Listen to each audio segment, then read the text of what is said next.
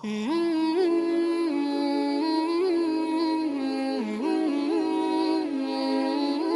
kan kita baru berhenti cara mengungkapkan ya, cara mengungkapkan. Sekarang cara mensyukuri nikmatnya. Bisa kita beri contoh. Alhamdulillah ada yang memberikan handphone misalnya, oke? Sudah. Lalu kita ucapkan Alhamdulillahirabbil alamin. Maka saat Anda mengucapkan itu total memuji Allahnya. Jangan bedakan nikmatnya dan rasakan bahwa ini bukan karena peran kita mendapatkan handphone, tapi karena Allah berkehendak menitipkannya pada kita. Jelas ya? Jadi jangan merasa, oh karena saya nih diberikan jasa, ada jasa kemudian dia balas. Tidak. Karena Allah berkehendak memberikannya pada kita. Mudah bagi Allah, walaupun Anda punya banyak kebaikan pada orang lain, mudah bagi Allah untuk menghambat orang itu memberikan nikmat pada kita. Jelas di sini? Baik. Nah, sekarang masuk bagian yang pentingnya. Bagaimana sekarang cara mensyukuri nikmatnya? Handphonenya sudah ada. Bagaimana cara mensyukurinya? Maka bagian terakhir inilah yang menentukan apakah nikmat nanti akan ditambah atau tidak oleh Allah. Kita catat dulu. Syukur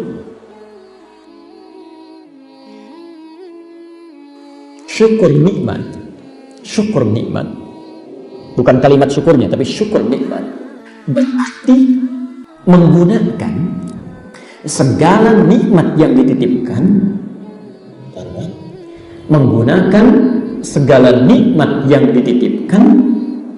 sesuai dengan fungsi yang telah ditetapkan dan diridhai Allah Subhanahu wa taala. Menggunakan segala nikmat yang dititipkan sesuai dengan fungsi yang telah ditetapkan dan diridhai Allah Subhanahu wa taala. Tolong catat betul, ini bagian yang sangat penting yang menentukan apakah sifat Rahman dan Rahim di ayat ketiganya diberikan pada kita atau tidak. Bapak dan Ibu sekalian, perhatikan betul. Ya. Syukur nikmat itu tidak berhenti di kalimat Alhamdulillah saja. Tidak. Ya. Tapi disusul dengan pembuktian kepada Allah dengan menggunakan nikmat yang diterima itu sebagai titipan sesuai dengan fungsi yang ditetapkan oleh Allah, dan Allah sukai itu. Misal, saya tadi contohkan misalnya handphone. Allah titipkan pada kita. Apa fungsi handphone? Komunikasi. Tidak sampai situ. Kalau cuma berkomunikasi, non-muslim pun bisa gunakan itu. Pencuri pun bisa gunakan itu. Kijang 1, kijang 2, kijang 1, kijang 2. Nah, ternyata tikusnya sudah pergi, kan? Itu, Masya Allah, macam-macam itu. Ya. Yang dimaksud orangnya sudah nggak ada, sudah keluar dari masjid, tapi sendalnya masih di situ. Ambil, ya. Macam-macam. Pencuri pun bisa berkomunikasi, penjahat pun bisa. Tapi seorang muslim yang bersyukur dengan nikmat handphone yang dititipkan, maka tidak akan berhenti sampai kalimat itu. Berkomunikasi pada apa yang disukai Allah. Jadi tidak mungkin, mustahil ada orang bersyukur dengan handphone yang dia gunakan pada yang tidak disukai. Buat status yang tidak disukai. Saya tidak nyangka ya ternyata dia begitu. Itu bukan syukur. Tidak mungkin mengucapkan kalimat yang tidak disenangi. Ya. Kalimat-kalimat kotor, kalimat-kalimat buruk. Tidak mungkin mengirimkan sesuatu via handphonenya pada yang tidak diridhai oleh Allah. Gambar-gambar yang tidak tepat. Menggunakan handphonenya untuk mengakses berita yang tidak tepat. Itu mustahil. Ya, mustahil. Jadi kalau Anda mengucapkan Alhamdulillah, tapi buktinya berseberangan dengan apa yang diucapkan, yang diikrarkan, maka tidak akan muncul nikmat yang selanjutnya itu. Berhenti sampai di situ. Ini baru handphone. Sekarang saya akan tunjukkan bagaimana mempraktekkan syukur mulai dari diri kita secara fisikal sampai nikmat yang melekat pada diri kita seluruhnya. Contoh, kita ingin lihat dulu dari kepala sampai ujung kaki. Sebelum yang lain dulu ya, sebelum pakaian ditempelkan, kacamata, jam tangan, ya, rumah, mobil dan sebagainya. Mulai diri kita dulu. Ya. Yuk kita ambil contoh dari Quran pelan-pelan. Nikmat mata. Saya mau tanya dulu, yang punya diri kita siapa? Yakin? Apa dalilnya? Quran surah Al-Baqarah surah 2 ayat 156. Alladzina idza asabathum musibah qalu inna lillahi wa inna ilaihi raji'un. Jadi kalau dengar kalimat itu yang terbayang apa? Ada yang meninggal, ada kematian. Padahal kalimat itu jauh, ya. Bukan ke situ saja arahnya. Maknanya luas. Ya. Inna, ingat bukan inna. Ya. Ingat ada alifnya. Inna, ya. Bukan inna pendek. Bukan inna pendek. Kalau pendek itu huruf taukid saja menguatkan. Wal 'asr innal insana lafi khusr. Nanya pendek. Tapi kalau inna itu menunjukkan pada pribadi, pada kita secara total. Inna itu dua huruf yang disatukan. Inna pendek plus na. Inna plus na begini. Ya. Jadikan satu menjadi inna. Ya. Ini huruf untuk meyakinkan. Ini singkatan dari nahnu, kami. Seakan-akan kita mengungkapkan, ya Allah, kami yakinkan pada diri kami. Ya. Sungguh diri kami ini seutuhnya, dari ujung rambut sampai ujung kaki, kami seutuhnya lillahi, semua milik Allah. Lillah, semua milik Allah. Jangankan mobil, handphone, kendaraan, diri kita saja yang punya Allah. Ya. Dan ketika Anda mengatakan itu, ingat ya, itu komitmen. Ketika Anda mengatakan itu, kita menegaskan pada Allah, kita nggak punya. Yang punya Allah. Nah, sekarang saya mau tanya, kalau yang punya mau ngambil boleh nggak? Nah, yang jadi masalah ketika diambil, yang dititipi marah. Kan aneh namanya. Orang menitipkan sesuatu, kok mau diambil, kok orang dititipin marah? Seharusnya terserah yang punya dong, setelah yang nitip, terserah yang nitip. Ibu punya mobil, bapak punya mobil, masuk ke lahan parkir. Begitu mau dipakai, dibawa pulang, tukang parkir marah. Kok dibawa pulang, Bu? Emang kenapa? Saya yang punya. Kan aneh ya? Baik, jadi mata kita punya Allah, telinga punya Allah. Terserah Allah mau diambil kapan saja. Terserah Allah. Mau diambil sekarang, mau diambil besok, yang punya Allah kok. Nggak usah marah. Yang jadi masalah adalah hukum dititipi di alam manapun itu selalu melekat pada pemeliharaan. Setiap yang dititipi punya konsekuensi, tanggung jawab untuk memelihara dan merawatnya. Bapak pernah nggak terpikir bagaimana responnya kalau menitipkan motor misalnya di satu tempat parkir, begitu mau diambil spionnya hilang, standarnya rusak, ya, bannya pecah, bagaimana responnya? Nah, sekarang saat nanti satu kali Allah akan mengambil, Allah akan melihat dari mulai ujung rambut sampai ujung kaki, apakah digunakan sesuai dengan fungsi yang telah Allah tetapkan atau tidak. Maka yuk kita lihat fungsi mata apa? Sudah keliru. Kalau cuma melihat, penjahat pun bisa lihat. Kalau cuma melihat, non-muslim pun bisa lihat. Kalau Anda ingin mensyukuri dengan nikmat pandangan ini, Allah titipkan mata, pandangan, keadaan sehat, ingin disyukuri, maka kalimatnya tidak berhenti pada di situ. Melihat yang diridhai oleh Allah Subhanahu wa taala. Makanya kalau orang syukur dengan pandangannya, ketika melihat sesuatu yang tidak Allah suka, dia akan palingkan. Akan dia lihat. Tidak akan dia lihat. Quran surah ke-24 An-Nur ayat 30 untuk ikhwan, para laki-laki. Ayat 31 untuk perempuan. Kalimat Qul lil mu'minina yaghuddu min absarihim. Katakan pada pria-pria yang merasa masih punya iman. Masya Allah, merasa masih punya iman. Jadi kalau ketentuan ini dilanggar, imannya bermasalah. Hati-hati, ibu juga tidak merasa aman karena ayat 31-nya untuk perempuan. Wa qul lil mu'minati, dan katakan pada perempuan yang merasa masih punya iman. Ya. Perhatikan, untuk laki-laki, yaghuddu min absarihim, palingkan pandangan dari apa yang tidak diridhai Allah. Ini mustahil ada seorang muslim bersyukur dengan matanya melihat yang buruk-buruk, itu bukan syukur namanya. Tiap hari saya suka bingung, kadang-kadang gagal paham dengan situasi ini. Dari mulai subuh sampai isya, tapi pandangannya nggak bisa dijaga. Melihat acara yang tidak tepat, gambar-gambar yang tidak elok, kalimat-kalimat yang tidak tepat, itu mustahil. Seharusnya kalau lisannya alhamdulillah rabbil alamin, itu matanya nggak akan sembarangan. Itu lihat nggak tepat, palingkan. Ya, Allah nggak suka, palingkan. Pasti begitu itu. Ini mustahil ada orang mensyukuri nikmat matanya melihat sembarangan, itu mustahil. Demi Allah saya katakan mustahil. Jelas sampai sini? Baik. Ibu juga begitu. Ketika melihat sesuatu yang tidak tepat, ketika mengucapkan alhamdulillah, itu dijaga. Jaga. Makanya Masya Allah, lihat masjid senang, lihat Quran senang, lihat orang-orang soleh mengerjakan amal soleh senang. Ya. Ingat pesan saya ya, ingat betul pesan ini.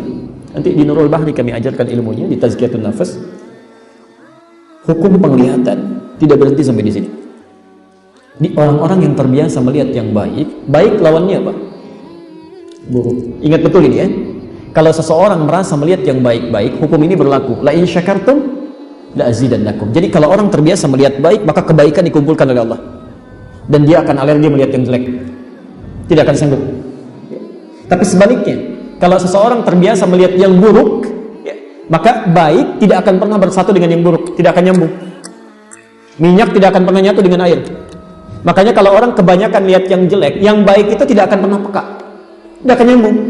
Ingat betul ya, baik hanya akan nyambung dengan yang baik-baik, yang jelek dengan yang jelek-jelek. Tidak akan pernah bertemu baik dengan buruk, mustahil. Ada orang pakai baju koko lewat, ya, masya Allah, dengan yang bertemu dengan yang pakai jubah, itu tidak kenal pun pasti bisa sapaan. Assalamualaikum, minimal senyum. Tidak pernah terjadi bisa ada orang pakai baju koko, ada maaf ya, orang sedang mabuk, ada tato jalan misalnya, Assalamualaikum, gak ada. Lewat aja gak akan nyambung. Tidak ada chemistry-nya. Ya. Karena itu, maafkan saya kalau kalimatnya kurang bagus. Jika Anda masih bisa mungkin melihat sesuatu yang tidak Allah sukai, maka ada yang salah tuh yang masuk ke dalam. Ada yang keliru masuk ke dalam pandangan. Karena mustahil seorang muslim bisa melihat sesuatu yang tidak disukai. Itu baru mata. Coba cek sampai ujung kaki, telinganya, mulutnya. Hati-hati mulut yang paling bahaya ya, karena mulut ini merambat ke semua organ tubuh ya.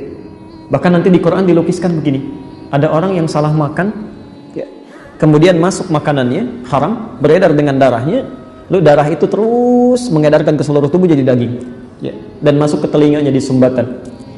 Anehnya, ada orang punya telinga tapi nggak bisa dengar karena makan yang haram itu. Ada bayangkan punya telinga nggak bisa dengar, maksudnya nggak bisa dengar yang baik-baik, nggak bisa dengar yang baik-baik.